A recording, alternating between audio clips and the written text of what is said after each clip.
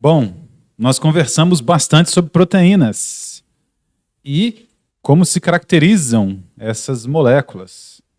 Começamos o nosso papo sobre as proteínas. Elas são formadas de aminoácidos. Aminoácidos são os building blocks, são os blocos construtores das proteínas, né? E nós tínhamos parado exatamente aqui, nesse slide em que eu mostrei para vocês o triptofano. Triptofano, um precursor da serotonina. É por isso que tem sido utilizado na suplementação. Nas aulas, eu faço algo que já comentei até com os colegas de vocês que já estão lá no 7º período. Sempre eu tento colocar alguma coisa da minha vivência como farmacêutico. E como muitos de nós iremos atuar nas drogarias, no varejo farmacêutico, eu insiro esse conhecimento nas aulas sempre onde cabe, porque isso aqui facilita bastante a nossa vida para orientar os clientes sobre a suplementação. A gente sabe que a serotonina tem um papel importante no sono, na regulação do sono. Então, muitas vezes, aqueles pacientes que sentem insônia podem ter bons resultados apenas com a suplementação do triptofano, evitando medicamentos mais caros e medicamentos, inclusive, mais fortes, no sentido de produzirem alguma dependência. Bom, eu coloquei aí alguns aminoácidos para gente. Glicina, alanina, prolina, valina, leucina, isoleucina, metionina, fenilalanina, tirosina e triptofano. O triptofano eu coloquei aumentado aqui. Por que essas moléculas são chamadas de aminoácidos? Perceba que todas elas têm uma porção amina e um ácido carboxílico. Aqui está na forma condensada, né? Mas aqui nesse triptofano que eu desenhei, eu coloquei na forma aberta, forma de bastão. Todas essas moléculas têm a porção amina e a porção ácida. Certo? Daí o nome aminoácidos. E vejam que entre as ramificações existentes nesses aminoácidos, são as partes que estão aqui em rosa, nós temos diferentes características. A glicina é o aminoácido mais simples, seu radical é o hidrogênio. A alanina tem um metil como radical.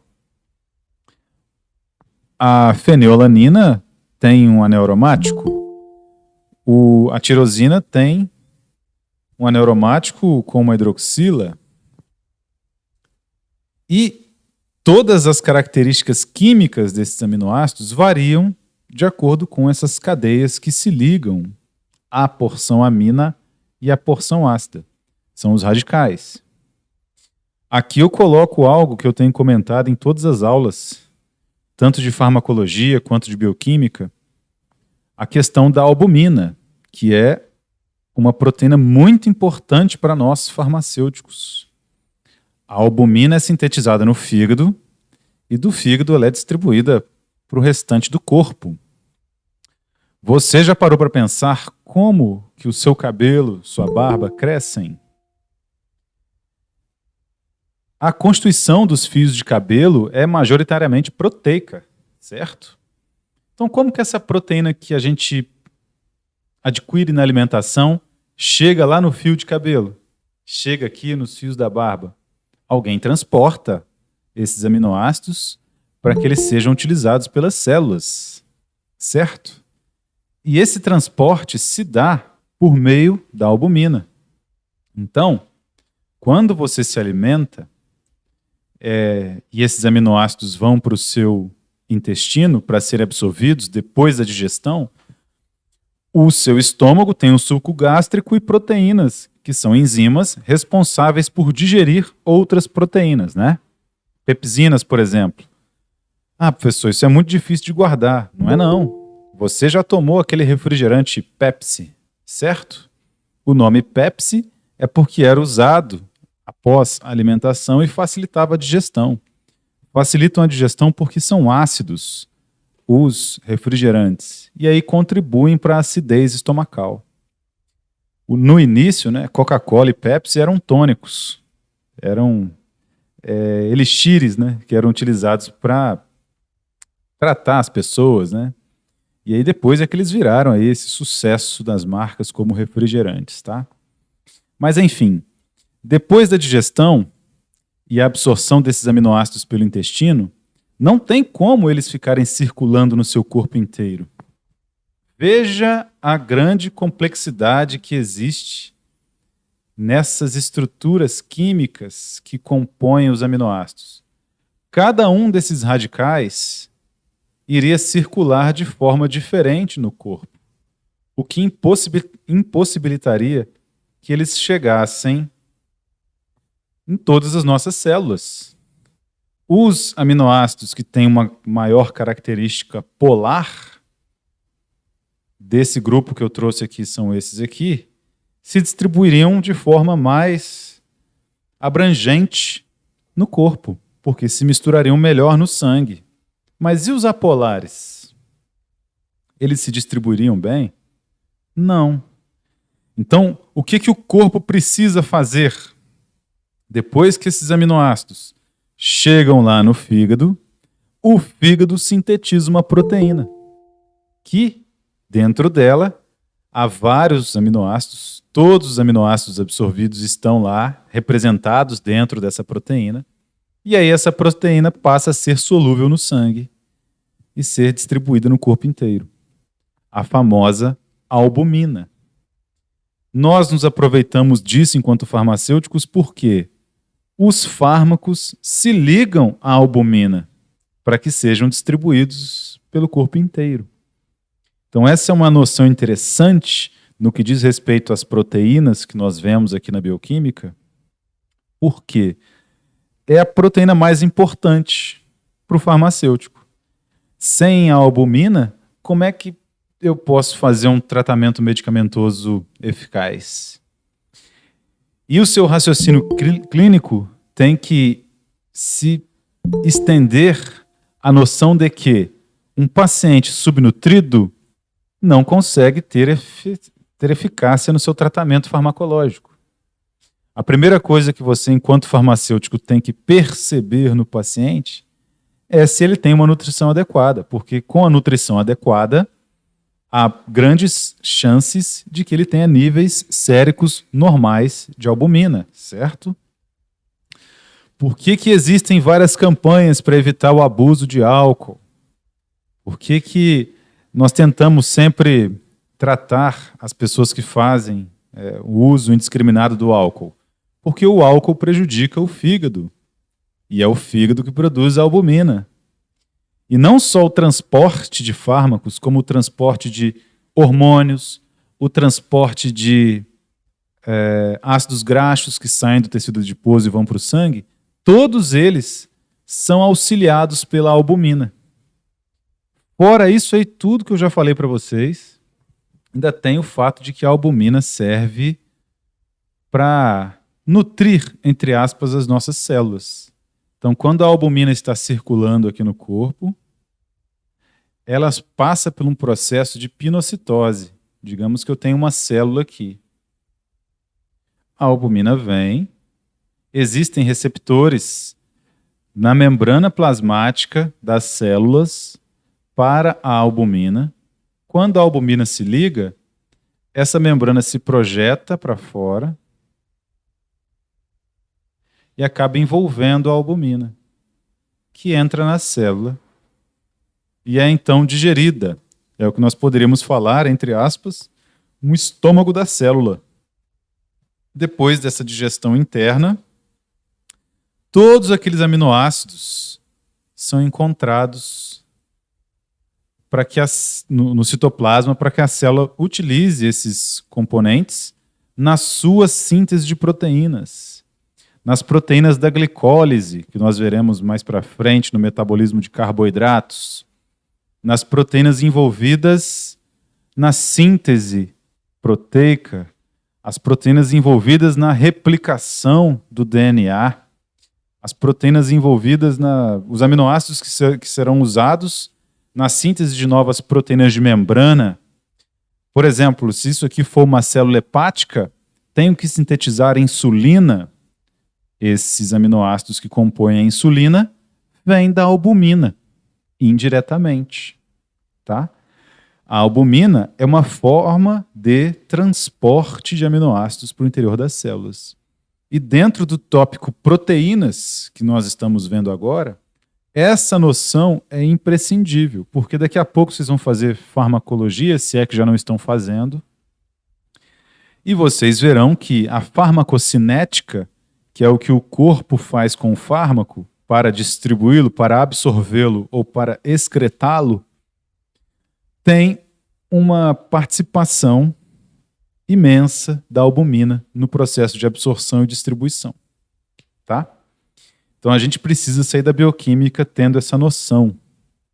Por isso que eu abri esse parênteses com vocês. Seguindo aqui os demais aminoácidos, veja que cada cadeia se comportaria quimicamente de um jeito no nosso organismo.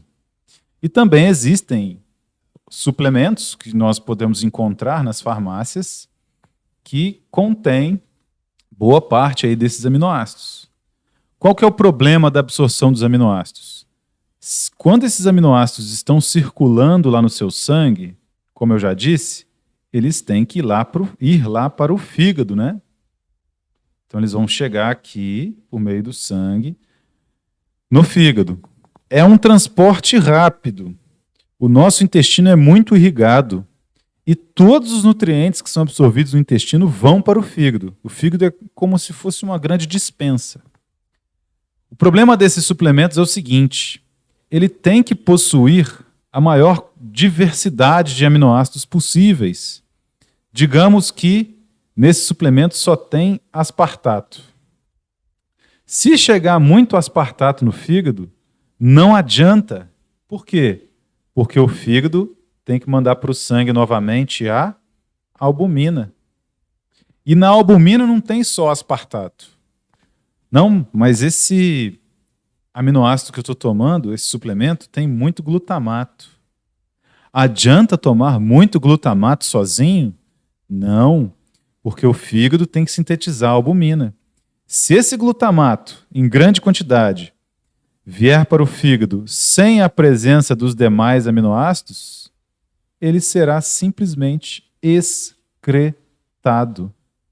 Eu preciso de uma variedade grande de aminoácidos na suplementação para que ela, de fato, execute um papel de nutrição proteica para as nossas células. Tá? Nós também chamamos isso vulgarmente de princípio do tudo ou nada. Então o corpo, ou ele absorve todos os aminoácidos de forma bem variada, naquela suplementação ou durante a alimentação, ou ele não absorve nada, se tiver uma grande quantidade de apenas 1 ou 2 ou 3 aminoácidos. Tá?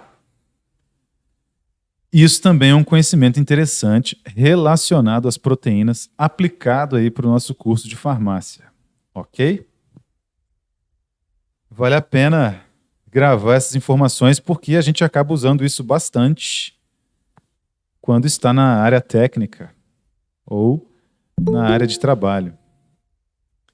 Muitos pacientes têm dúvidas a respeito disso. Os aminoácidos podem se polimerizar em pequenos peptídeos e os peptídeos polimerizados tornam-se proteínas. Ah, professor, você está usando umas palavras que eu não sei direito. Polimerização. O que é polimerização? É importante a gente ir construindo esse vocabulário porque quando tiver uma questão de concurso para farmacêutico, vai estar escrito lá polimerização. Imaginem que esses pontinhos vermelhos que eu estou fazendo são aminoácidos. Pois não? Peptídeos são peptídeos glicanos? Peptídeo-glicanos seriam pequenas sequências de aminoácidos interligadas, também ligadas a açúcares. Daí essa parte glicanos. Esses peptídeo-glicanos estão presentes em grande maioria nas membranas, acoplados às membranas plasmáticas das células. Nós podemos imaginar a superfície de uma célula como a superfície da floresta amazônica. Imagina que a gente está voando lá em cima da floresta amazônica agora. Aquela terra embaixo é a membrana. E todas aquelas árvores, todos aqueles vegetais totalmente complexos, diferentes e muito abundantes são peptidoglicanos, são proteínas, são lipídios que estão ali presentes na membrana. Porque eu gosto sempre de lembrar isso. Aqui dentro é tudo escuro. Ninguém está vendo ninguém. Então, as únicas interações possíveis são bioquímicas, daí a importância dessa nossa disciplina. É por isso que existe toda essa complexidade de moléculas presentes na superfície das membranas das nossas células.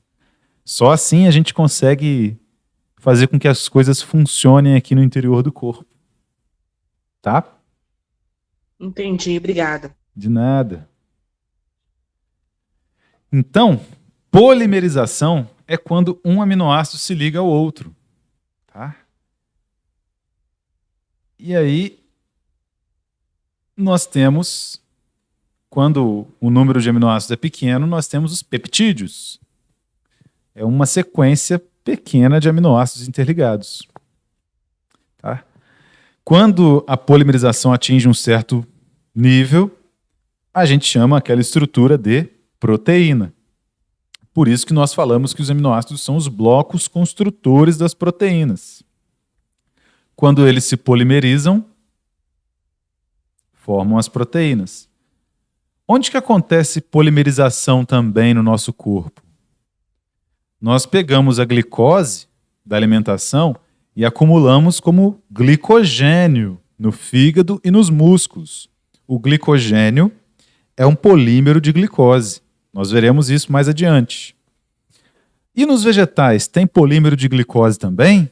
Tem. O amido. Com certeza vocês já comeram mandioca, macaxeira ou aipim.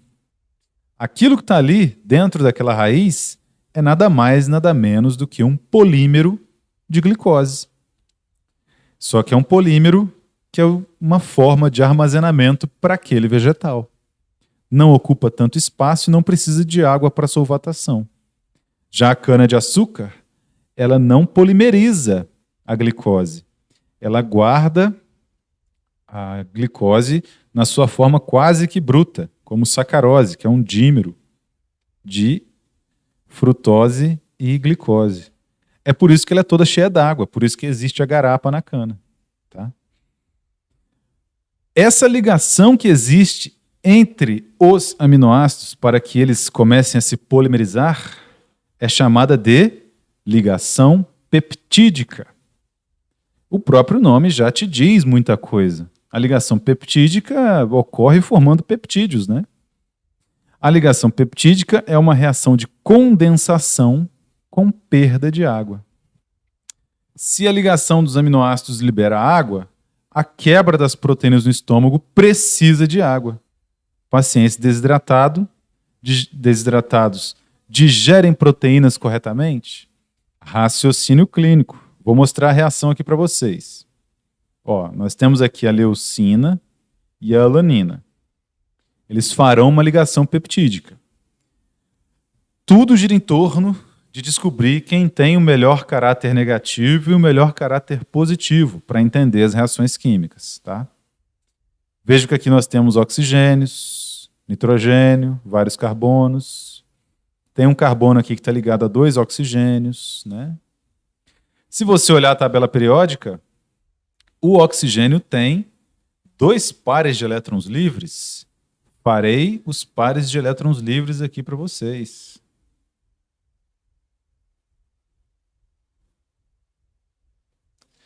E o nitrogênio tem 1 par de elétrons livres.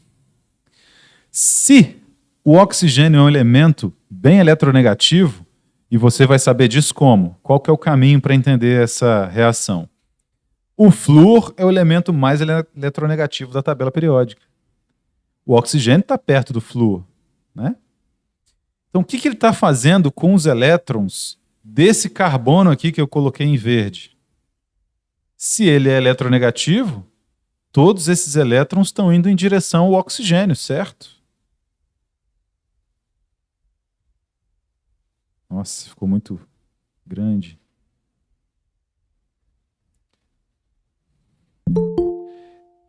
A eletronegatividade é a capacidade de atrair elétrons, né? É a grande afinidade por elétrons. Se esse oxigênio aqui está roubando esses elétrons do carbono que participam dessa ligação, esse outro oxigênio aqui também está. Então, esse carbono ganha um caráter positivo muito forte, tá? Então a gente diz que ele tem uma carga formal positiva. É esse símbolozinho que eu coloquei ali. Carga formal positiva. E quem que tem uma carga formal negativa aqui? Os oxigênios têm. Mas o nitrogênio também tem.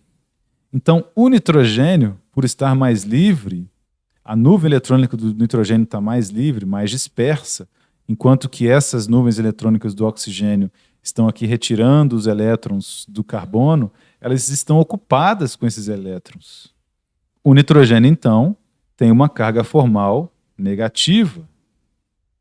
E aí, negativo ataca o positivo.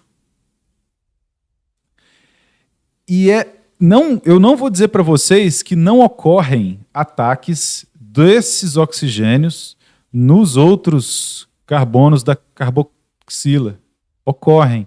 Só que eles não são tão eficientes quanto o ataque desse nitrogênio. Por quê? Quando esse nitrogênio ataca, eu tenho uma perda de uma molécula de água. Vou mostrar isso na íntegra ali para vocês. Calma aí. Vou desenhar maior.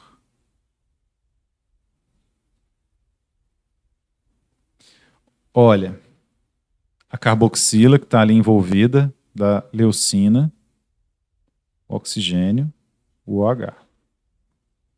E aquele nitrogênio que tem um par de elétrons livres atacando essa carga formal positiva que nós temos aqui, né? Vem o ataque lá do nitrogênio.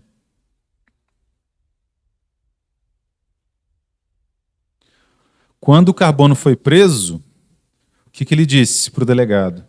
Tem direito a fazer 4 ligações. Então não tem como esse carbono fazer 5 ligações. Por quê? Esse carbono aqui, ele já tem 1, 2, 3, 4 ligações. Alguma ligação tem que ser desfeita. Quem é que é desfeita? A ligação com S-hidroxila, que é um bom grupo abandonador. Tá? E aí, o que nós temos depois disso? Vou fazer aqui embaixo. Ligado com o nitrogênio e um OH-. Esse OH- pega um H+, que está lá, disponível no meio, e forma água. E aqui nós temos, então, uma ligação peptídica.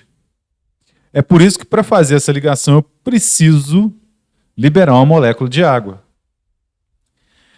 Nossas proteínas, então, quando são digeridas lá no estômago, é preciso que eu esteja bem hidratado. Se vocês já assistiram aquele cara, o Ed Stafford, né? A Prova de Tudo, ele fala algumas coisas assim naqueles programas de sobrevivência dele. Você tem que se hidratar, a água é um recurso muito importante, porque você pode ter uma caça, pode ter conseguido comida, mas sem água você não consegue digerir as proteínas. Então é outra noção que nós precisamos ter do raciocínio clínico, é essa. O paciente chegou no hospital, ou o paciente andou no sol e chegou na sua farmácia passando mal. Ele pode estar desidratado. E aí ele não está conseguindo digerir aquilo que ele comeu na hora do almoço, por isso está passando mal com uma indigestão. Tá? Boa parte dos problemas que a gente pega no dia a dia do farmacêutico estão relacionados com a desidratação. Desde problemas digestivos, cansaço, fraquezas, que você, ao confrontar o paciente no balcão, e isso é ótimo porque o tamanho do balcão é bem menor do que uma mesa, né? Então você fica perto do cliente, ele consegue se confidenciar até para você. Você descobre que é desidratação. Por isso que ele não está digerindo direito, por isso que ele está se sentindo cansado. E aí uma coisa leva a outra, tá? Então, essa é a reação que ocorre quando os aminoácidos se condensam para formar proteínas. E fiquem calmos, eu não espero que vocês se tornem químicos orgânicos da noite para o dia, tá? Só que vocês precisam ver como que isso aqui funciona, para que quando vocês forem estudar isso, seja nesse semestre em outra disciplina ou mais para frente, nas químicas orgânicas mesmo, vocês já tenham uma noção. E a única forma de aprender essas reações é desenhando, fazendo aquele desenho que eu fiz ali. E sempre é interessante encontrar quem é que tem esse caráter positivo e esse caráter negativo nas moléculas. Mas isso não te desabilita. Se você não sabe isso agora, nessa disciplina, isso não te desabilita de forma alguma. Tem muito tempo e muitas químicas para você fazer ainda, tá? Mas eu tenho que te apresentar isso agora e quanto antes melhor, não é mesmo? Enfim, o paciente tem que estar hidratado, corretamente hidratado, para conseguir digerir suas proteínas. Nós podemos qualificar a estrutura das proteínas, o arranjo estrutural dessas proteínas, das nossas proteínas, de todas as proteínas, foi dividido em níveis de complexidade. As estruturas, então, foram chamadas de primária, secundária, terciária e quaternária. Tá? O que é a estrutura primária? É a sequência de aminoácidos pura e simples. Valina, lisina, glicina, triptofano, alanina, lisina, valina, ASN, não sei. Treonina, lisina, aspartato, alanina, prolina. Essa estrutura simples nós chamamos de estrutura primária. Por que eu coloco essa descrição das proteínas aqui para vocês? Para que vocês tenham essa noção de que esses aminoácidos também interagem uns com os outros nessa estrutura primária, formando, por exemplo, uma hélice. As sequências de aminoácidos que foram polimerizados. Vou fazer os aminoácidos aqui. Por ligações peptídicas, formando uma hélice. Nós chamamos isso de hélice alfa. Tá? É o que a gente vê aqui na figura. Essa hélice alfa é chamada de estrutura secundária. Ok. Outras hélices ou outros arranjos estruturais interagindo entre si, nós chamamos de estrutura terciária. E quando mais de uma estrutura terciária são conectadas entre si, nós chamamos isso de estrutura quaternária. Então aqui nós temos, nessa estrutura aqui, uma estrutura terciária. Aqui nós temos outra estrutura terciária.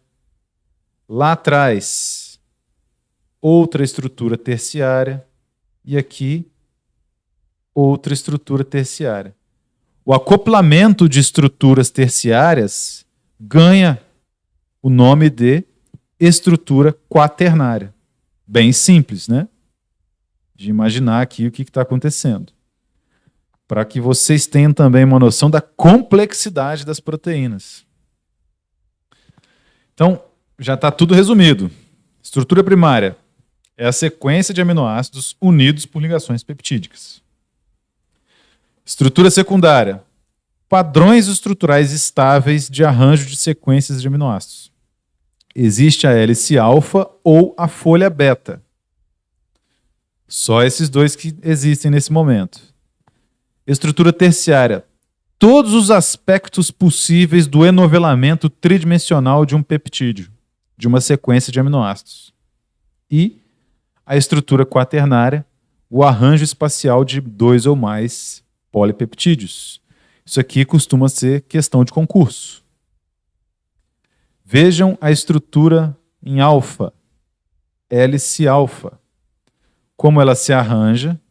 É como se ela tivesse um buraco oco, mas na verdade não. À esquerda, o modelo de esfera demonstrando as ligações de hidrogênio entre o hidrogênio ligado ao nitrogênio e o oxigênio da carbonila subsequente. Então, sabe esses tracejados que você vê aqui? São pontes de hidrogênio. As pontes de hidrogênio são feitas sempre que existem flúor, oxigênio e nitrogênio nas moléculas. Deixa eu fazer de outra cor para parecer melhor. Sempre que existe flúor, oxigênio e nitrogênio, os hidrogênios das outras moléculas interagem com esses átomos. Como é que você vai lembrar disso, professor? É porque quando o trem passa na ponte, o que ele faz? Quando o trem passa na ponte aqui em Barra Mansa? Fom, não é?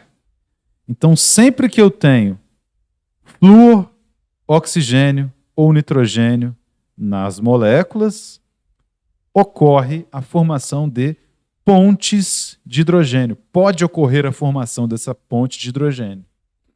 Então, vejam que esse círculozinho em branco, que é esse aqui, fazendo uma ligação tracejada, que é a ponte de hidrogênio, com o oxigênio, que está aqui em vermelho. E são essas interações de hidrogênio que existem entre os átomos que fazem com que essa sequência de aminoácidos ganhe essa conformação tridimensional como uma hélice. Tá? Ali eu tenho a vista aérea da hélice, para que vocês possam verificar a hélice de cima. Essa é a vista aérea da hélice. E há uma falsa impressão de que a hélice é oca. Na verdade, ela não é oca. A afinidade entre esses aminoácidos faz com que ela se torne íntegra.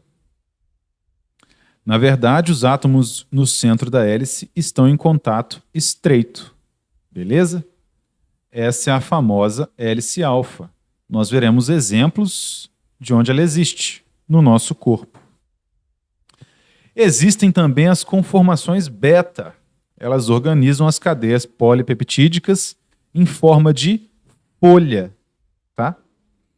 Quando a ligação dos grupos amino terminal é oposta, nós temos a folha beta antiparalela. Isso aqui já é detalhamento até demais para nós, mas eu preciso mostrar para você que isso existe. E quando a localização dos grupos amino terminais é a mesma, nós temos a folha beta paralela. Os grupos amino terminais são os grupos amino dos aminoácidos que constituem a sequência. Então aqui a localização dos grupos amino é oposta. Então os grupos amino estão para o lado de cá, nessa folha, e tem um grupo do lado de cá, o outro do lado de cá. Um grupo do lado de cá, um outro do lado de cá. Um grupo do lado de cá, outro do lado de cá. Tá vendo? Os grupos amino estão opostos. Aqui, a maioria dos grupos amino está na mesma... Os aminos terminais estão na mesma posição. E aí, isso faz com que essas folhas beta ainda se classifiquem entre antiparalela e oposta. Tá? Vejam que na folha paralela não tenho essa interação que existe aqui na antiparalela, no final da cadeia. Uma delas está voltada para cá, na antiparalela, a outra está voltada para cá. E a outra voltada para cá. Na paralela, todas voltadas para a mesma direção. Detalhamento que pode ser canto de questão de concurso um dia. Mas o principal, que é o que você precisa saber, é que o cabelo, por exemplo, para que você não se esqueça mais da hélice alfa, é formado de hélices alfa. Tá? Essa é a constituição bruta do cabelo. Temos as células, filamentos intermediários, protofibrilas, protofilamento. E cada um desses protofilamentos é formado por diversas hélices alfa, que se emparelham duas a duas. Aqui nós temos duas hélices alfa, formando aí a microestrutura do protofilamento. Tá? A estrutura terciária é o arranjo tridimensional de todos os átomos da proteína. Compõe esse arranjo diversas pontes de hidrogênio. Vale lembrar que, com o aumento da temperatura, essas interações mudam, alterando a conformação e, consequentemente, a função dessas proteínas. É por isso que as mulheres conseguem alisar o cabelo, fazendo escova. Porque quando aumenta a temperatura do cabelo, eu desnaturo as proteínas. O que é desnaturar as proteínas? Elas perdem o seu arranjo de configuração tridimensional. E aí, ao passo que esquenta, a escova passa. Eu não entendo muito bem desse processo, mas quando ela passa alisando, aquelas estruturas são forçadas a ficarem na forma lisa. E aí isso aí alisa o cabelo. Tá? É por uma questão de desnaturação de proteínas, devido ao aumento da temperatura. A alfa-queratina do cabelo é uma longa hélice alfa. Os pares destas hélices são enrolados em um sentido anti-horário para formar as duas cadeias em espiral enrolada. Estas, por sua vez, se combinam formando protofilamentos e protofibrilas. 32 moléculas de alfa-queratina se combinam para formar um filamento intermediário. Então, esse filamento intermediário aqui, por exemplo, é formado de 32 moléculas de alfa-queratina, que são hélices alfa bem longas. Tá? E, lá no começo da aula, eu expliquei para vocês como que esses aminoácidos chegam nas células do bulbo que produzem e sintetizam aí a alfa-queratina. É por meio da albumina e o princípio do tudo ou nada. Tá? Só uma fixação. Olha aí a proteína mais importante do nosso corpo. A hemoglobina, com os grupos M em vermelho. É um ótimo exemplo de estrutura quaternária. Nós temos aqui diferentes estruturas terciárias acopladas. Esse é o grupo M. E lá atrás, em azul, outras duas porções proteicas. Quando eu acoplo duas ou mais estruturas terciárias, eu tenho estrutura quaternária. O grupo M é um grupo prostético. Isso significa que ele é um grupo não proteico. Então, a parte que tem o ferro aqui, na estrutura da hemoglobina, não é proteica. Nós chamamos essas partes de grupos prostéticos. Ela é formada, a hemoglobina, por 4 cadeias polipeptídicas e 4 grupos prostéticos M. Esses grupos prostéticos têm o ferro, e da mesma forma que, se você deixar uma estrutura de ferro exposta ao sol, à chuva, ao oxigênio no tempo, ele enferruja, isso acontece porque o ferro tem afinidade pelo oxigênio.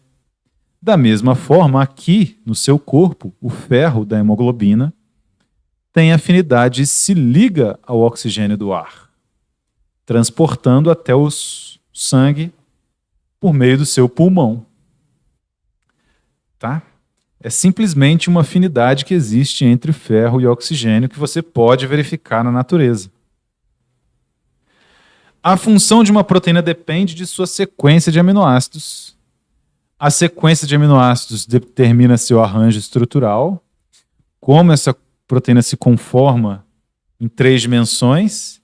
Essa aqui, meus amigos, é uma hemoglobina normal.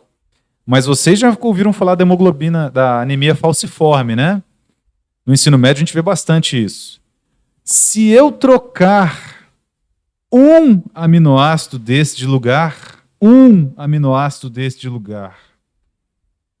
eu posso ter uma anemia falciforme.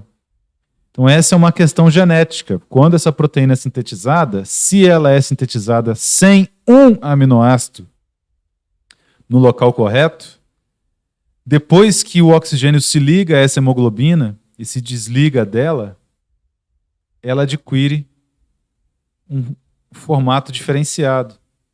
E aí, várias hemoglobinas diferenciadas, erradas, dentro da hemácia, fazem com que ela fique com esse formato de foice. Porque ocorre uma fibrose dessas hemoglobinas. Anemia falciforme. Tá?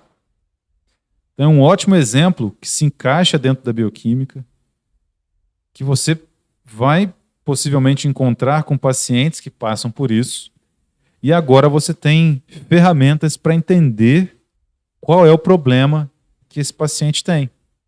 Por que que existe anemia falciforme? E a importância da síntese proteica. Se eu trocar um aminoácido de todos esses aqui que compõem essa proteína, eu já posso ter problemas sérios, porque é essa proteína que carrega o oxigênio essencial para as nossas vidas. Muitas doenças podem resultar de alterações nas sequências de aminoácidos, e, consequentemente, na função das proteínas. Eu já dei o exemplo aqui para vocês da anemia falciforme, mas tem várias outras anemias envolvidas com a hemoglobina. São chamadas de talassemias. Vocês já ouviram falar do gene P53. Esse gene P53 é muito famoso, é associado ao câncer. Mas o problema em si não é só o gene. Porque se eu tiver um defeito nesse gene P53, na verdade, ele sintetiza uma proteína P53 errada. A proteína recebe o mesmo nome do gene, que a sintetiza, que é utilizado para sintetizá-la. Qual que é o papel da proteína P53 no nosso corpo? Ela corrige erros que podem ocorrer durante a síntese do nosso DNA. Então é uma proteína sintetizada para que a célula se proteja de erros quando ela for se dividir. Se eu tenho um problema nesse gene, todas as células do meu corpo que possuem aquele gene poderão ter problemas na correção do seu DNA. E isso pode dar origem a células cancerígenas. Tá? Vocês já ouviram falar dos prions? Se tem uma coisa que eu tenho medo no mundo, são os prions. De doença da vaca louca, vocês já ouviram falar, né? Quem que provoca a doença da vaca louca? É vírus? É bactéria? É fungo? Não. São os prions. E o que são os prions? São proteínas. Proteínas que causam doença. Em humanos também existe. Quando o paciente evolui muito rapidamente por um estágio de demência, muito provavelmente isso pode estar associado aos prions. São proteínas que surgem lá no cérebro. E aí, sabe aquelas folhas beta que eu mostrei para vocês? Aquilo lá está ali por causa dos prions. Eles alteram a configuração das folhas beta e das hélices alfa. Então, quando ele altera isso, o cérebro se torna uma massa esponjosa. E essa massa esponjosa vai só aumentando. E aumenta rapidamente. Então o dano cerebral é imenso e agudo. O paciente evolui direto para um estado de demência. É por isso que a vaca louca sempre preocupa demais todos os importadores de carne. Nós vemos isso na mídia. Por isso que nós temos estados que já erradicaram a doença da vaca louca e aí eles exportam mais carne. É por causa dos prions. E as doenças neurodegenerativas, Alzheimer e Parkinson. que também estão associadas à síntese errada de proteínas.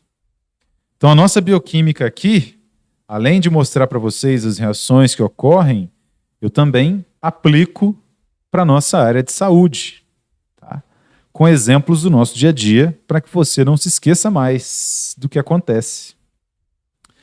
Vejam a estrutura da proteína P53,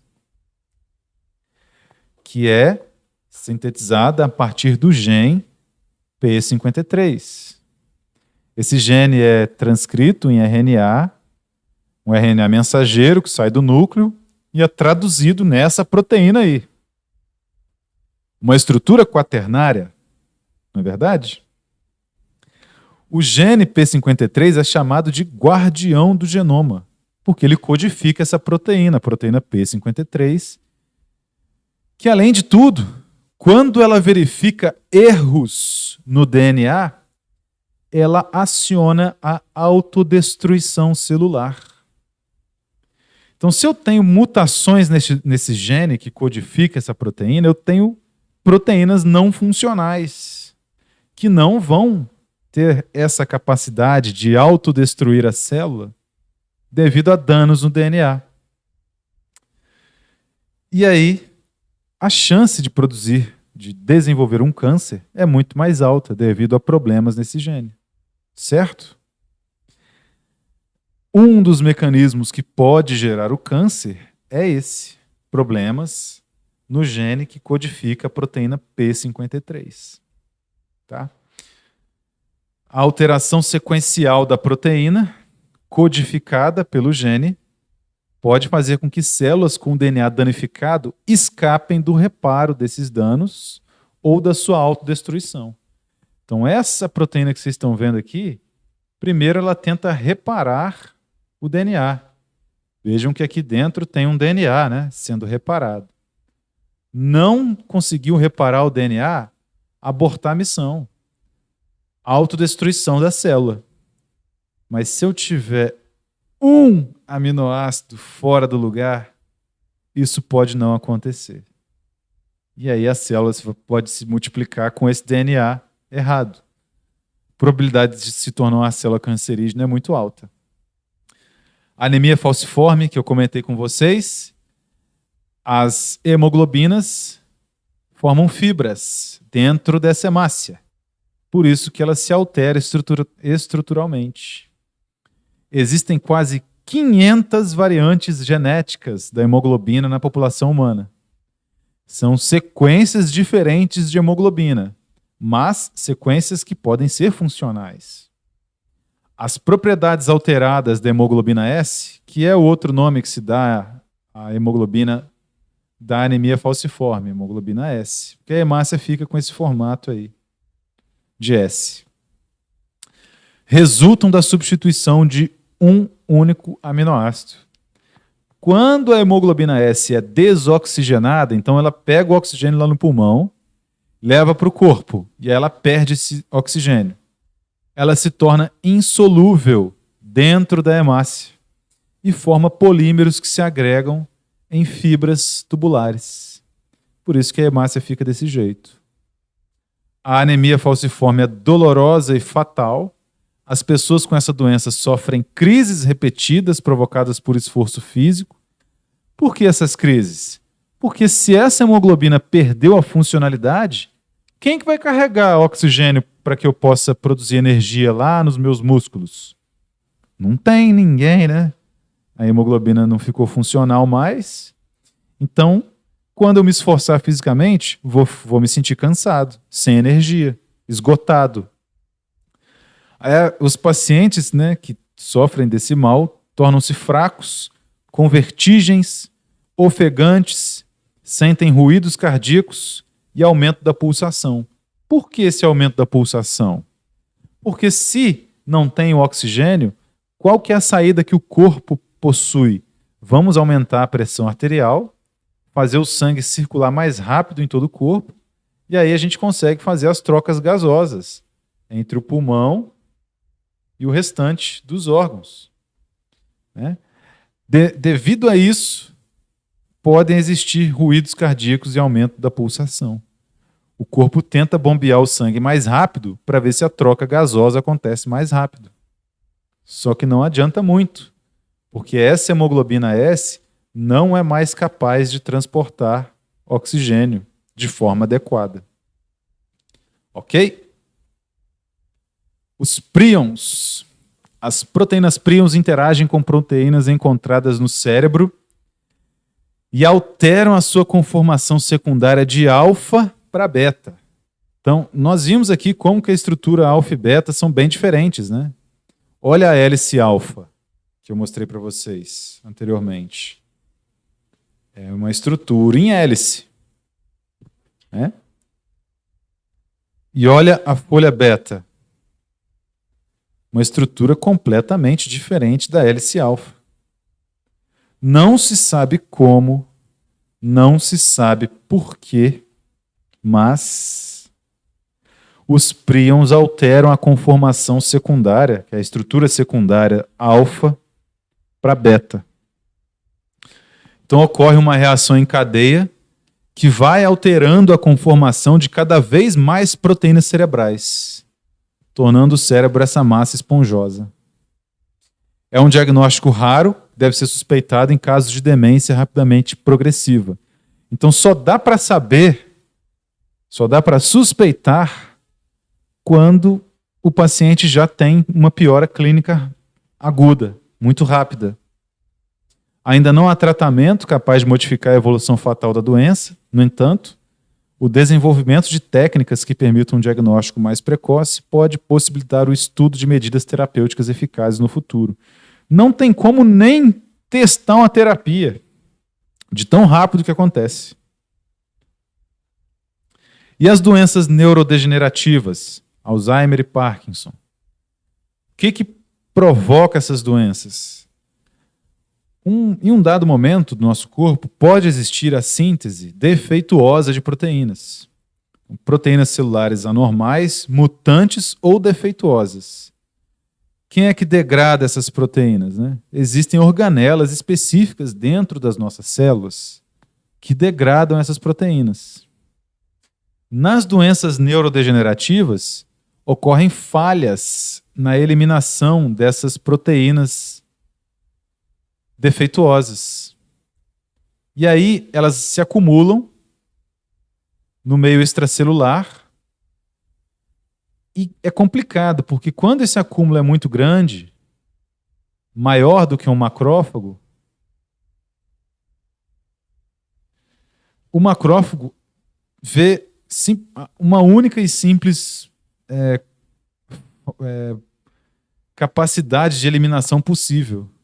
Ele joga para o meio externo as suas enzimas digestivas. Eu também falo para todas as turmas que o nosso sistema imune não serve só para matar vírus e bactéria. Ele também limpa o nosso corpo. E aí ele olha para esse acúmulo de proteínas aqui. Maior do que ele não tem o que fazer. Não tem como ele fagocitar isso. Então qual que é a saída? Ele joga as enzimas digestivas dele aqui, nesse acúmulo de proteínas defeituosas. E aí ocorre uma série de danos para as células que estão no entorno. Por isso que nós chamamos de neurodegenerativas. Tá? Os processos neurodegenerativos envolvem a agregação patológica de proteínas anormais, que nós chamamos de corpúsculos de Levy. Então, quando você faz uma lâmina contendo as células do sistema nervoso central, tem esses corpúsculos. Veja esse aqui no interior da célula. Tá? Quando essa célula morrer, isso aqui vai ser liberado nesse ponto. E pode ser que os macrófagos não tenham chance de conseguir fagocitar isso aqui, digerir internamente. E essa lesão vai só aumentando. Eles são essas esferas marrons dentro dos neurônios das figuras à direita aí, que eu coloquei para vocês. Tá?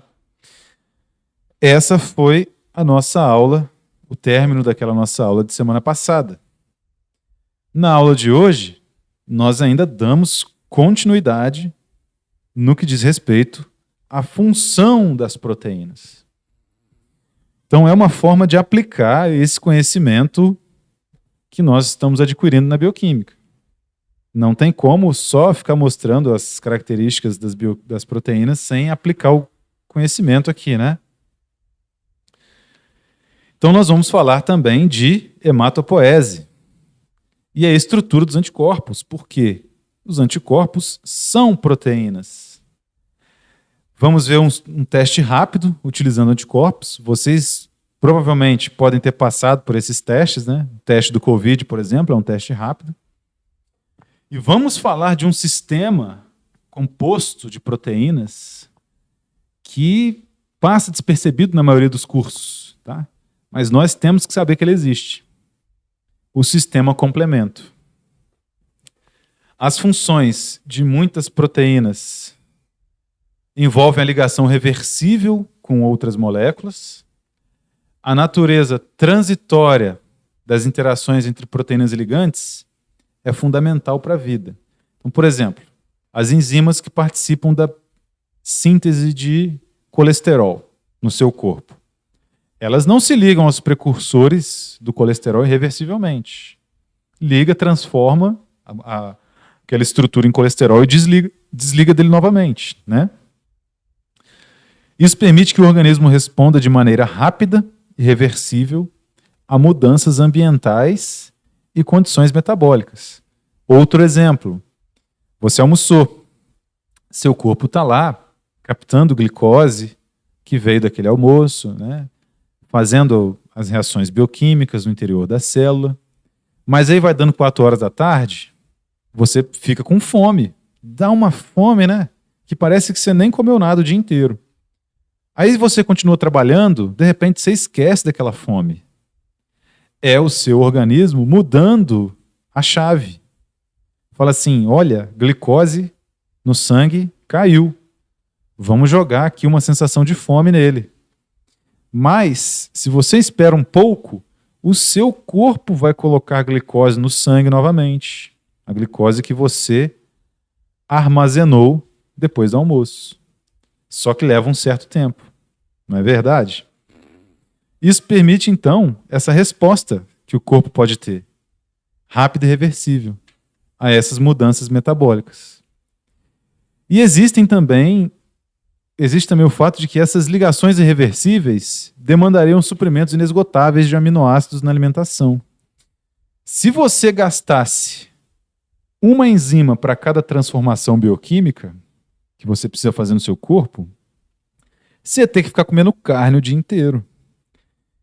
Então, é uma forma também, essas interações reversíveis que existem, reações químicas reversíveis, de você poupar energia, poupar nutrientes, de não precisar ficar caçando um alimento o tempo todo para comer. Tá? Essa é uma grande vantagem de ter proteínas realizando reações químicas. O ligante interage com uma reação da proteína chamada de sítio de ligação, que é complementar a ele em tamanho, forma, carga, caráter hidrofílico ou hidrofóbico. Por exemplo, nós temos uma proteína no nosso corpo que interage com o captopril para reduzir a pressão arterial. Vocês verão isso na farmacologia. Essa reação ocorre só com o captopril. Se todos os medicamentos provocassem isso nessa proteína, estaríamos perdidos, né? Mas é por isso que, quando o fármaco é testado, é sintetizado, nós sintetizamos esse fármaco especificamente para aquele sítio ativo naquela proteína. Então, nós vimos aí estruturas bem complexas de proteínas, né? Estruturas quaternárias lá da P53, por exemplo. O fármaco só liga aqui, ó, nesse cantinho. É específico para esse local. Que essa sequência de aminoácidos cria um ambiente químico interno aqui, em volta, que complementa esse fármaco, e aí ele se liga. Tá? As interações são específicas. As proteínas, então, são capazes de diferenciar milhares de moléculas diferentes no seu ambiente e interagir seletivamente somente com uma ou algumas. Então, como é que essa proteína encontra esse captopril? É porque é extremamente seletivo aquele local em que o captopril interage, em que os medicamentos interagem. E as proteínas também são flexíveis, tá? Essa flexibilidade pode ser essencial para a função proteica. Quando ela encontra o medicamento, ou, por exemplo, pensa nas enzimas que temos no fígado que quebram os medicamentos. Elas têm que realmente forçar ali para quebrar aquela molécula do fármaco. Por isso que elas têm que ter essa flexibilidade. E aí podem ser usadas por várias vezes. Né? A interação de uma proteína com seu ligante está associada a uma mudança conformacional que torna o sítio de ligação mais complementar. Nós chamamos isso de encaixe induzido. Isso aqui cai em concurso também. O que é encaixe induzido? É a mudança que uma proteína sofre, uma mudança conformacional, para que ela se adapte à estrutura do componente químico que ela vai promover uma reação. Seja um reagente químico, uma molécula, a proteína se molda para receber essa estrutura. As enzimas representam um caso especial de função proteica. Elas se ligam a outras moléculas e as transformam quimicamente. Qual que é a principal questão que cai relacionada a isso? Que o modelo que a gente aprende no ensino médio é o modelo chave-fechadura. Quem fez o ensino médio recentemente pode se lembrar disso. Então, as enzimas se encaixam no substrato, assim como uma chave se encaixa numa fechadura. É mentira. Aqui no ensino superior é encaixe induzido. As moléculas sobre as quais as enzimas exercem seus efeitos são chamadas de substratos. Então, esse encaixe induzido é que permite que uma enzima encontre o seu substrato no meio de trilhões de moléculas diferentes. E não se engane, isso não acontece só no corpo. Por exemplo, quando nós estivermos lá na frente, na bioquímica clínica, nós teremos aulas práticas. As aulas práticas em laboratório fazem uso de enzimas para detecção de componentes do sangue. Tá? Então, se você quer dosar albumina no sangue, tem lá uma enzima trabalhando dentro daquele kit que vai se ligar à albumina, por exemplo. E aí essa enzima ali presente torna a albumina detectável no ultravioleta. Tá? Então, esse acoplamento aí, o encaixe induzido, a especificidade das enzimas, também é utilizada para a produção de kits de análises clínicas. Tá? Então, é muito importante conhecer essas funções agora na bioquímica para que lá na frente a gente entenda o funcionamento desses kits. Interação reversível de uma proteína com seu ligante. Proteínas de ligação ao oxigênio. Já pensou se a ligação da hemoglobina ao oxigênio fosse irreversível? Ia ser um suspiro só e você ia morrer. Não tem jeito. Mas a ligação entre o grupo M e o oxigênio é reversível. E, inclusive, quando a hemoglobina dentro da hemácia entrega o oxigênio lá no corpo, ela pega o CO2 e leva para o pulmão novamente, né? Por isso que a gente inspira oxigênio e expira o CO2, certo? E por que a gente tem que fazer toda essa manobra para entregar o oxigênio no nosso corpo inteiro? Porque o oxigênio é pouco solúvel em água. Então não dá para o oxigênio ser transportado pelo sangue, simplesmente se dissolvendo no sangue. Eu preciso ter alguém que transporte esse oxigênio. No caso, é o ferro do grupo M da hemoglobina. Então o M é um grupo prostético, é não proteico, É isso que nós estamos vendo aqui, ó. Esse é o grupo M. Está dentro da hemoglobina. Também está presente na mioglobina. Ah, professor, mioglobina, o que é isso? Ela não parece muito com esse nome hemoglobina, mioglobina? Pensa bem, você tem lá o seu músculo, né? Seu bíceps. Né? Você, às vezes, precisa fazer uma forcinha. Então, é interessante que você tenha oxigênio armazenado aqui no músculo também. Quem que armazena esse oxigênio? É a mioglobina. Ela também tem um grupo M com ferro. E aí ela fica aqui segurando esse oxigênio que a hemoglobina trouxe. Aí você sai do sedentarismo e vai na academia depois de 1 ano parado. Não só o oxigênio circulante será gasto, das hemoglobinas que estão circulando aqui no seu músculo, né? Passando por aqui, as hemácias contendo oxigênio, como também serão gastos os oxigênios da sua mioglobina. E aí você vai ficar extremamente cansado, né? Depois desse dia de malhação. E mais para frente eu vou explicar para vocês por que a gente sente aquelas dores no músculo depois de malhar pela primeira vez depois de muito tempo de sedentarismo. Fica para as aulas de carboidratos isso. Olha aí a interação que o ferro tem com o oxigênio. Dá ferrugem, não dá? Mioglobina, presentes nos músculos, no interior das células musculares, torna-se um marcador sanguíneo de dano muscular ao ser detectada no sangue. Então a mioglobina era para estar dentro do músculo. Se eu detecto a mioglobina no sangue é porque teve algum dano muscular. Então olha a importância da proteína mioglobina. Como é que eu sei que um paciente infartou? Que parte daquele miocárdio não foi irrigada e as células morreram. É quando eu vejo mioglobina presente no sangue. Que a célula, depois que morre, libera o seu conteúdo para o sangue.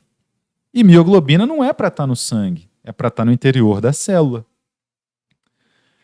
Então, mais uma função proteica aí, aplicada para as análises clínicas. A mioglobina é medida a fim de verificar se o paciente passou por um infarto. A mioglobina, como eu já expliquei, armazena oxigênio nos músculos. E por que ela armazena oxigênio nos músculos? Porque ela tem um grupo M com ferro que tem uma afinidade muito grande pelo oxigênio.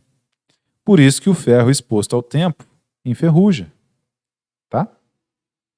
Ela também está presente no músculo cardíaco, sendo utilizada como marcador de lesão cardíaca. Então, a mioglobina é um marcador da lesão cardíaca. E a hemoglobina? Já falamos bastante dela hoje, né? Transporta oxigênio no sangue. Quase todo o oxigênio carregado pelo sangue total em animais está ligado à hemoglobina e é transportado por ela nos eritrócitos. É um outro nome de hemácias, que é um outro nome de glóbulos vermelhos. Tá? De onde vêm os eritrócitos? Já que nós falamos bastante deles e da proteína mais importante do corpo, a hemoglobina. Nesse exato momento, esses eritrócitos estão repletos de hemoglobina, que por sua vez possui um grupo prostético, M, contendo ferro, que se liga reversivelmente ao oxigênio, com grande afinidade, transportando dos pulmões até todos os vasos sanguíneos do seu corpo, para que as células possam realizar a respiração celular e obter energia. De onde eles vêm? Aqui eu queria introduzir a vocês a hematopoese. É algo que acontece dentro da nossa medula óssea.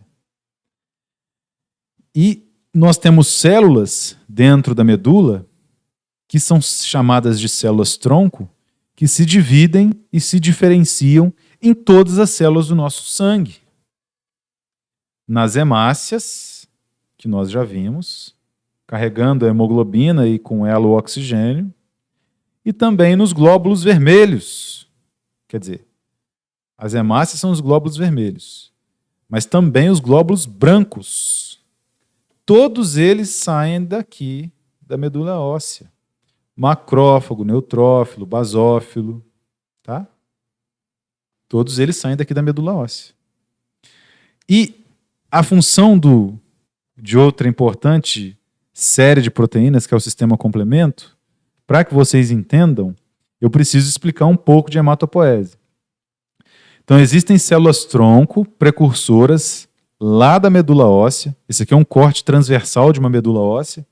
As células-tronco estão aqui, nesse meio. E aqui tem gordura. Tá? Alguém aí já comeu mocotó? Dentro do osso do boi fica acumulado uma gordurinha. E ela é aquele sebo do mocotó, boa parte dele é essa gordura aqui, que está dentro do osso. Então essa aqui é uma biópsia de medula óssea normal. Aproximadamente 50% do tecido intratrabecular, que é esse tecido interno do osso, é hematopoético, que são todos esses pontinhos aqui, meus amigos, são núcleos de células-tronco, tá? E os outros 50% são gordura. Aquelas células-tronco ali que eu mostrei para vocês é que são as precursoras da hematopoese. Elas que dão origem às células do sangue. Como o próprio nome já diz, hemato-sangue, poese, síntese de novas células. A hematopoese inicia-se com uma célula-tronco pluripotente. Então ela se divide, célula-tronco se renova e se diferencia em células do sangue. Tá. Talvez você tenha uma em 20 milhões de células nucleadas da medula óssea. Uma célula-tronco para cada 20 milhões. E por que a gente envelhece? Porque com o envelhecimento, com o passar dos anos, essas células-tronco diminuem em número. E a proporção relativa que dá origem a linfócitos também decresce. Linfócitos são células dos glóbulos brancos. É por isso que os idosos são mais susceptíveis às doenças. Porque conforme o tempo passa, essas células diminuem de número. E aí a gente fica mais ineficiente em matar os invasores do nosso corpo, sejam vírus ou bactérias. Deficiências nutricionais também podem interferir na hematopoese. Para que essas células aqui se diferenciem, eu preciso de duas coisas muito importantes: vitamina B12 e ácido fólico. É por isso que sua mãe sempre brigou para você comer feijão, desde que você era criança. Porque feijão tem ácido fólico. Tá? É por isso que sempre brigaram para você comer carne, porque a carne tem vitamina B12. E é por isso que sempre brigaram para você comer o bife de fígado, que muita criança não gosta, né? No bife de fígado tem ferro, que vai ser ligado à hemoglobina para transportar o oxigênio, então você não vai ter anemia se comer bife de fígado. Ainda tem a vitamina B, tem a B12, porque a gente encontra a B12 só na carne, tá?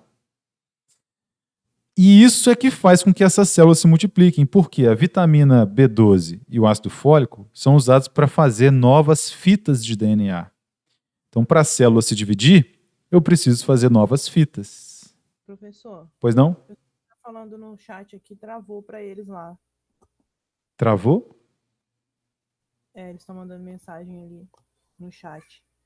As células totipotentes, que está aqui no chat da Stephanie, são células que podem virar quaisquer outras células do nosso corpo.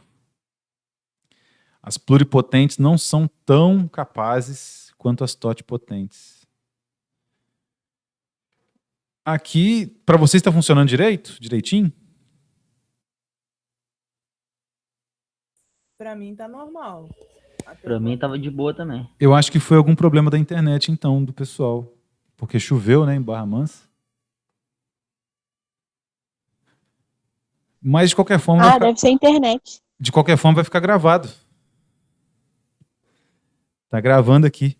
Eu tô correndo um pouquinho, pessoal, mas se estiver muito rápido, vocês podem falar. É porque eu tive que fazer aquela introdução da aula passada, né? Mas vamos seguindo aqui. Eu preciso de vitamina B12 e ácido fólico para fazer novas fitas de DNA. Então é por isso que você tem que ter esses componentes na sua alimentação. Senão você não produz células novas, tanto do sangue quanto do seu corpo inteiro. Porque todas as nossas células do nosso corpo também se multiplicam, né? Também se reproduzem. As células da sua pele se multiplicam. Você precisa multiplicar as células do seu cabelo, as células do olho. Então, sem ácido fólico e B12, você tem mais morte celular do que multiplicação celular. E isso é um problema, porque se você precisar dos seus glóbulos brancos para te proteger, como é que você faz? Não tem o B12, não tem folato, tá? E aqui é muito importante, no caso dos pacientes idosos, que você tenha essa compreensão. É por isso que os idosos deveriam fazer suplementação vitamínica. Que ao passo que eles envelhecem e não têm mais a mesma condição de multiplicar suas células, a capacidade de absorção de nutrientes desses idosos também é menor. Então a suplementação vitamínica é essencial nesse sentido. Deficiências nutricionais também podem interferir na hematopoese. É o que eu falei aí no caso da B12 e do ácido fólico. Então essa seria, Stephanie, a célula-tronco pluripotente que existe dentro da medula óssea. E isso aqui vocês verão mais para frente na imunologia, já adiantando. A bioquímica é meio que um pré-requisito para essas disciplinas, justamente porque aqui você tem o primeiro contato com esse tipo de informação. A hematopoese começa quando essa célula se divide em duas. Uma substitui a anterior, que é o que a gente chama de autorrenovação, e a outra se diferencia. Então a célula pluripotente se divide em duas. Vai ficar a outra lá dentro, hibernando. Enquanto essa aqui vai se diferenciar. Aí existe o tronco linfóide, o tronco mieloide, e aqui no tronco mieloide, o progenitor de eritroides, que gera os eritrócitos, que são as hemácias. Muito citada na aula de hoje. E todas as demais, com exceção das plaquetas, e as plaquetas não são células, são fragmentos do citoplasma do megacariócito. Mas todas as outras células são células que são chamadas de glóbulos brancos, células do sistema imune. Monócitos, neutrófilos, eosinófilos, basófilos, linfócitos T e B e as células natural killers. Tá? É isso aqui que está acontecendo lá dentro da medula, tá? Então nós temos aí as células tronco pluripotentes. Isso aí é a explicação dos termos que tem na figura anterior, para sua curiosidade, tá? Todas as células aí novamente, com exceção de plaquetas, que não são células, tá? Plaquetas são fragmentos do citoplasma do megacariócito, mas todas as células aí da hematopoese, ok? Incluindo os da aula de hoje, os eritrócitos. Opa! Voltamos na anemia falciforme. A hemoglobina, acho que repetiu alguns slides. A resposta imune caracteriza um conjunto de células e proteínas especializadas. É aqui onde eu precisava chegar na hematopoese com vocês. Porque essas células aqui, ó, os linfócitos B, são os responsáveis por produzir anticorpos no nosso corpo. Então eles usam muitas proteínas. E você tem anticorpos para cada um dos antígenos que você entrou em contato durante toda a sua vida. A resposta imune, então, é feita por todas aquelas células ali que eu mostrei, inclusive os linfócitos B. A imunidade é conduzida por uma grande variedade de leucócitos, células brancas do sangue, incluindo os macrófagos e linfócitos. Os linfócitos são especializados, sintetizam proteínas, no caso dos linfócitos B, sintetizam anticorpos, que se ligam especificamente aos antígenos. Então, toda bactéria, todo fungo, todo vírus, toda toxina que já entrou em contato com você desde que você nasceu, tem um anticorpo sendo produzido para ele aí, circulando no seu sangue. Na enfermagem, na farmácia, nos cursos da área de saúde, as proteínas do sistema imune são as mais relevantes no estudo da bioquímica. Aí, novamente, os eritrócitos e aquelas células. Mas o que eu queria mostrar para vocês era isso aqui, ó. A estrutura dos anticorpos. Vejam a complexidade que é um anticorpo, uma proteína. Então, dentro da função proteica, os anticorpos são essenciais para o entendimento aqui da bioquímica. Nos anticorpos existe um domínio constante, que a gente chama de... esse fragmento é o fragmento cristalizável, porque quando ele é quebrado do anticorpo, ele cristaliza. Então, ele faz parte do domínio constante, assim como essas cadeias aqui, ó. Então, essas cadeias aqui são constantes. Quando o seu linfócito B sintetiza um anticorpo, sempre tem essas cadeias. O que muda do anticorpo? O que faz com que ele tenha a capacidade de se ligar com todos os bilhões de antígenos que já entraram em contato com você alguma vez na sua vida? Os domínios variáveis. Então, é nesses domínios aqui que ele liga no antígeno. Em todas as bactérias que você já entrou em contato, em todos os vírus, partículas virais, fungos. Tá? Aqui toda a descrição do anticorpo, nos mínimos detalhes, coloquei para vocês. E essa seria a estrutura tridimensional dos anticorpos no seu corpo. Aqui os domínios constantes, pesado e leve. Lá atrás, né? E aqui eu tenho um domínio variável voltado para frente da molécula e outro voltado lá para trás da molécula. Quem é que se diferencia, como o próprio nome já diz? Só o domínio variável, que está aqui em vermelho. Ele que se liga ao antígeno. E os domínios constantes são fabricados pelos seus linfócitos todos os dias, para que sempre haja uma quantidade específica de anticorpos circulantes no seu corpo. E aí, com certeza algum de vocês teve que fazer o teste rápido para a detecção do coronavírus. Esse teste rápido identifica quem? Os anticorpos contra o coronavírus. No caso, IgG e IgM. Aqui eu coloquei a figura da IgG. Ué, professor, mas o anticorpo não era tipo um Y? É. Só que a IgG é um pentâmero. São 5 anticorpos daquele que eu mostrei para vocês na figura anterior, conectados. Ou seja, fica difícil, né? Não tem para onde o vírus fugir direito. Uma hora vai conectar aqui com esse anticorpo, não é verdade? Tem 5 numa estrutura só. E aí, como é que é feito esse teste? Né? A amostra é coletada. Aqui eu tenho sempre um controle, né? Marcado aqui com C. E aqui o tipo de anticorpo, se é IgG ou IgM. Se for IgM, está um M. Né? No caso aqui está IgG. Quando eu coloco sangue, eu tenho que colocar um reagente. O reagente vem caminhando aqui por essa... A gente chama isso aqui de uma mini cromatografia, né? Sabe quando você molha uma toalha na água e a água sobe pela toalha, por capilarização? Aqui a mesma coisa está acontecendo. Por capilaridade, o reagente vem passando aqui e leva o seu sangue junto.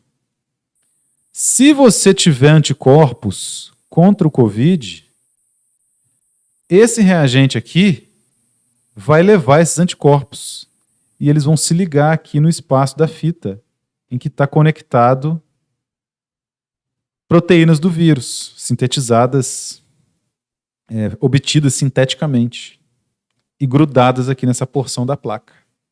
Tá?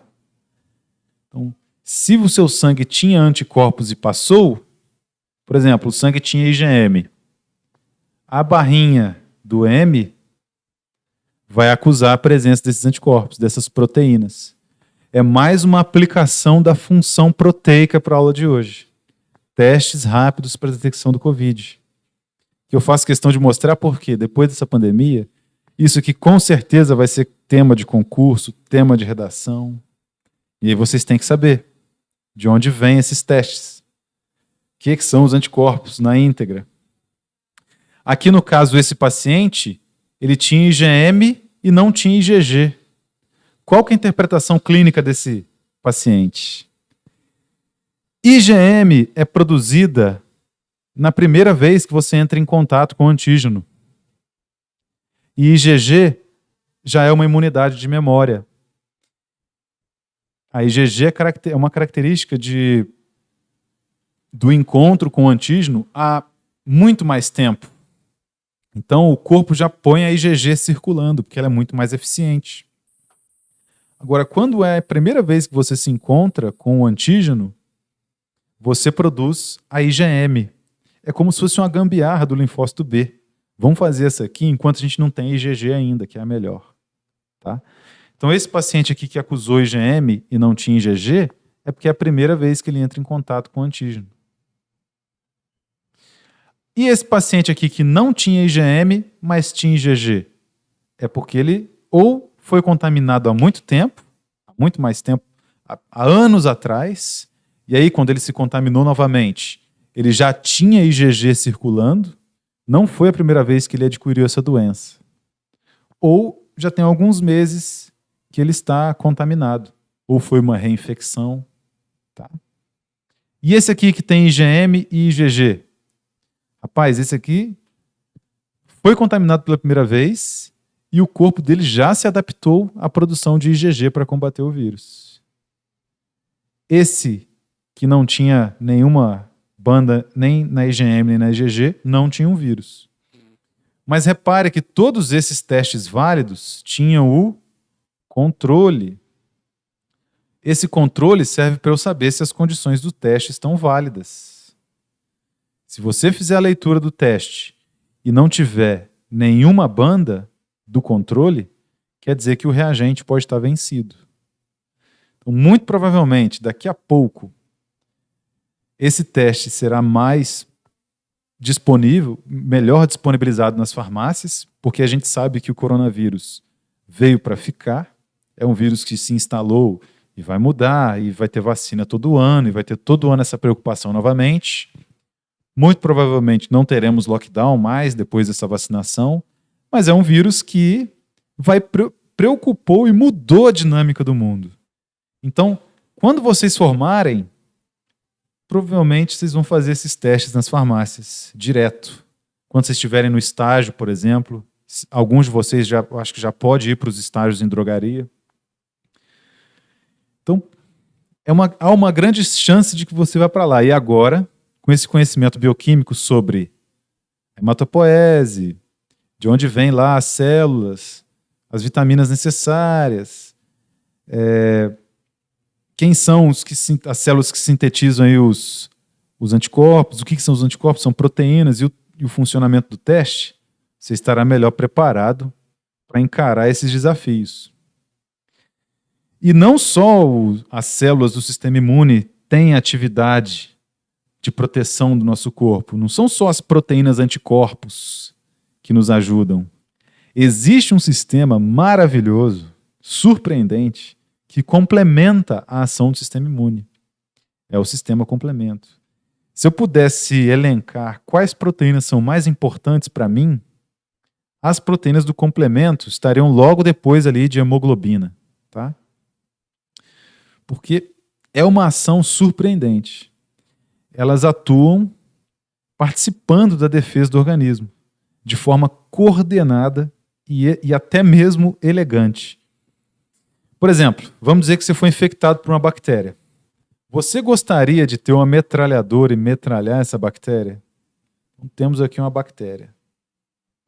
Você gostaria, quando você está lá gripado, no outro dia de manhã, cansado, de ter uma metralhadora e metralhasse essa bactéria, abrindo diversos orifícios nessa bactéria? Sim. Então, o sistema complemento faz isso.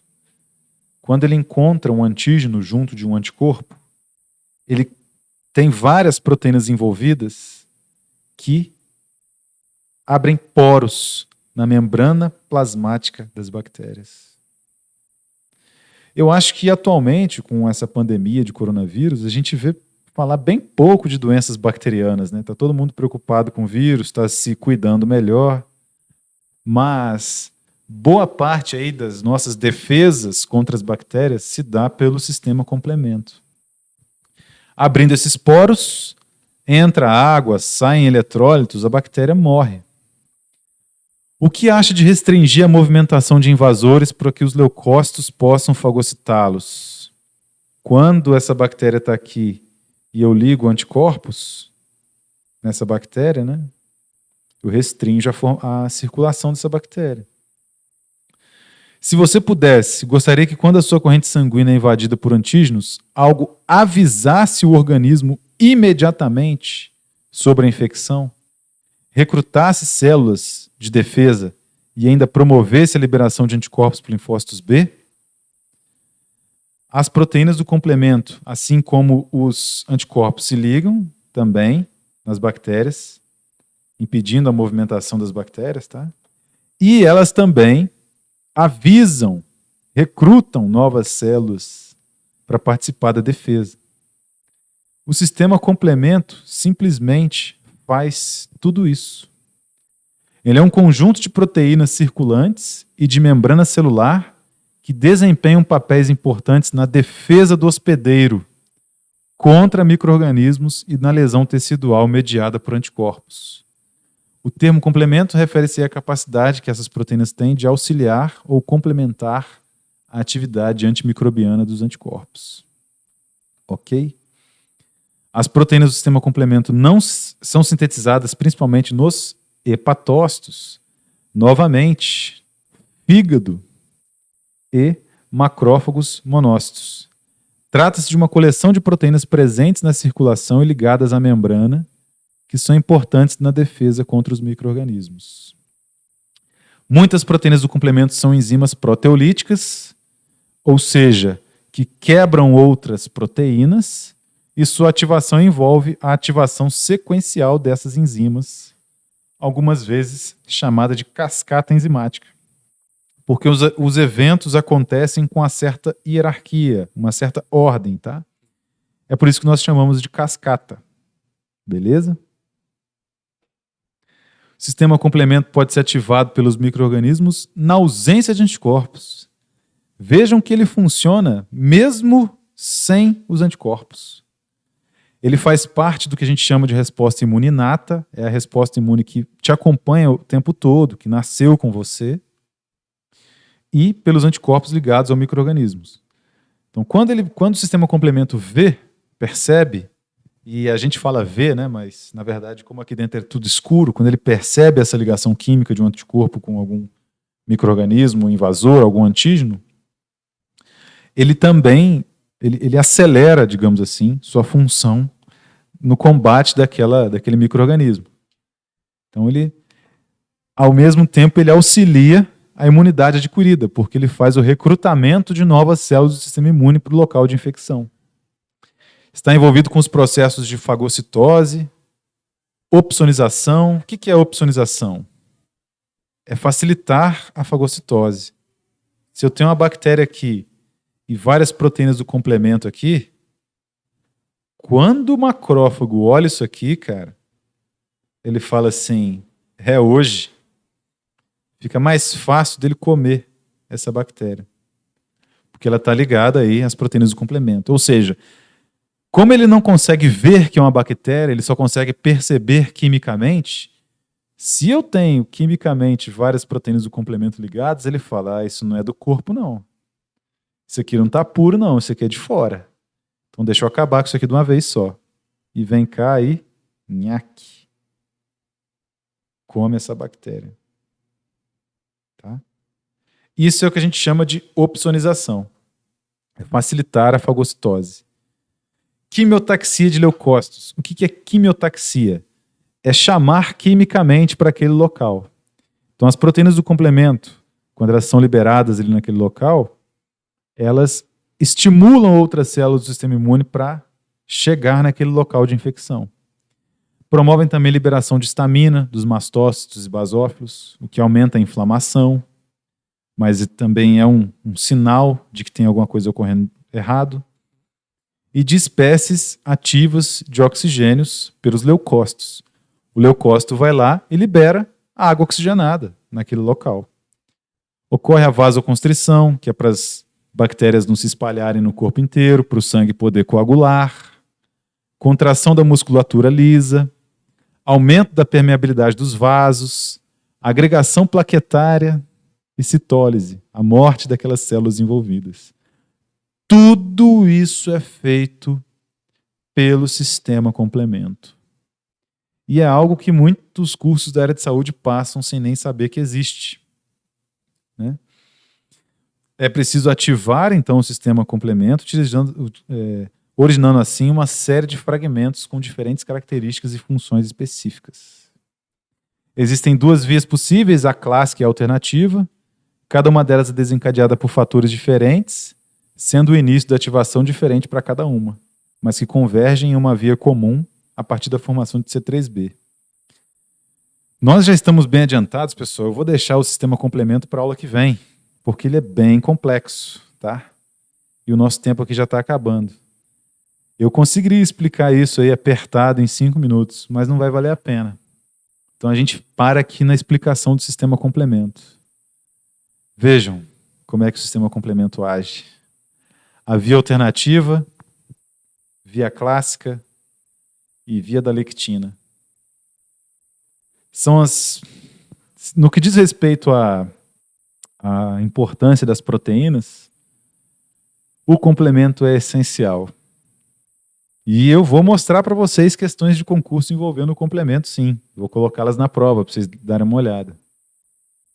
Isso aqui é muito explorado, justamente porque é bem complexo. Mas vocês não podem sair do curso de farmácia sem ver isso aqui. E mais uma vez, raciocínio clínico. Elas são sintetizadas no fígado. Paciente com insuficiência hepática, ele está mais susceptível a infecções? Tá, professor. Por quê? Por causa do sistema complemento. Ele não tem proteínas do complemento circulantes, porque ele está com insuficiência hepática. Existe algum dano hepático? Pergunta de prova é essa. Tá? Professor, mas e o paciente que toma muitos medicamentos? Se ele toma muitos medicamentos, ele também sobrecarrega o fígado. Se ele sobrecarrega o fígado, eu posso ter problemas na síntese das proteínas pelo fígado. Síntese de hemoglobina, síntese do complemento. Calma, Stephanie, eu só estou mostrando para vocês que existe. Vocês não vão precisar sair dessa aula de bioquímica bioquímicos, não. O que eu vou cobrar na prova? Raciocínio clínico. Raciocínio. Paciente com insuficiência hepática se contaminou com alimentos e disse que isso tem sido muito recorrente ao longo do ano. Por quê? Porque, devido à insuficiência hepática, pode haver problemas na síntese do sistema complemento. Fechou? Não ficou fácil agora? Vamos outra aqui. Paciente subnutrido chega da entrada no hospital reclamando de uma infecção bacteriana, né? Dores de barriga, diarreia. O que os anticorpos têm a ver com isso? Professor, se existe uma subnutrição, ele é carente de proteínas. Os anticorpos são proteínas. Ele não consegue produzir anticorpos corretamente. Por isso, ele fica susceptível às infecções alimentares. Tá? Eu mostro para vocês tudo que existe dentro da bioquímica, mas eu vou cobrar o raciocínio. Porque eu sei que ninguém tem obrigação de sair da disciplina de bioquímica bioquímico. Ninguém tem obrigação de sair da disciplina de farmacologia um farmacologista. É impossível. Eu já estive aí do lado de vocês, tem pouco tempo. Eu sei como é que é. Então eu quero que vocês pensem clinicamente, raciocinem clinicamente a partir desses conhecimentos da aula. E todos esses raciocínios eu também coloco como lista de exercícios, eu coloco como exercícios ao final da aula, para não traumatizar vocês. Mas eu, como professor, eu preciso mostrar para vocês tudo isso aí. Senão não vai valer a pena dar aula, poxa. Muitos cursos da área de saúde, muitos, formam profissionais que não sabem do sistema complemento. E isso é muito triste, porque ele é maravilhoso. Ficamos por aqui hoje então, meus amigos. Na aula que vem a gente termina aí só o sistema complemento, para dar continuidade na nossa bioquímica. Isso aí que é bioquímica. Bem-vindos ao mundo da bioquímica. Boa noite, Luana. Boa noite, professor. Até semana que vem, meus amigos. Ficamos por aqui hoje.